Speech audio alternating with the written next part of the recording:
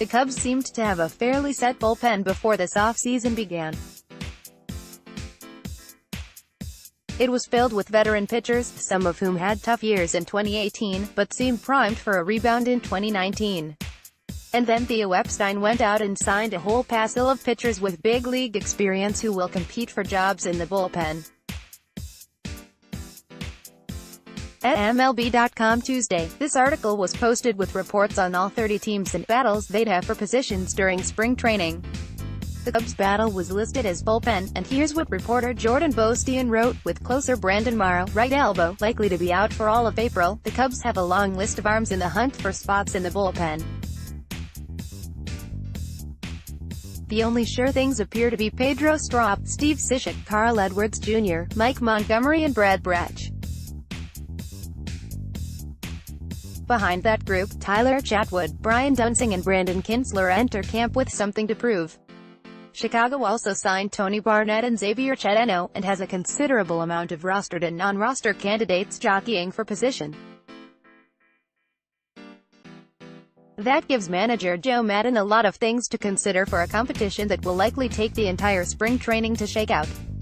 I count 10 names there for 8 bullpen spots, and to those you can add these two, who had big league experience for the Cubs last year, Dylan Maples and Randy Rosario. Something's gotta give, obviously.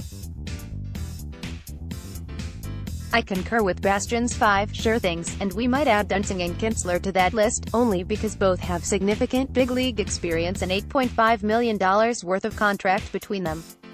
On the other hand, Theo Epstein didn't sign Barnett and Chateno, both of whom also have significant big league experience, to not have them in the pen when the season begins. It turns out, according to As Phil at the Cub Reporter, that Barnett has options remaining. A note on that site says, any international player with Article 19A contractual rights, Tony Barnett, has the right to refuse an optional assignment and remain on his club's MLB active list, 25-man roster, or elect free agency via option. Article 19A refers to the fact that Barnett, even though he went through the MLB draft and was in the Diamondback system for 4 years, is considered an international player, since he was signed by the Rangers in 2016 after he played 6 years in Japan's NPB. Now, would Barnett refuse such an assignment? Impossible to tell at this point. It's possible, I suppose, that the Cubs will let Dunsing and Kintzler go at the end of spring training if they don't show well. Or, if they do show well, it's possible they could be traded. Regarding Chatwood, I suppose we simply don't know what will happen with him. He simply can't be on the 25-man roster if he's going to pitch the way he did in 2018. On the other hand, maybe he's fixed things. He does have good stuff and was a reasonably effective pitcher with the Rockies. Perhaps if he has a good spring, the Cubs can deal him somewhere. They'd likely have to eat some of the money, but that's a better outcome than eating all of the $25 million they owe him.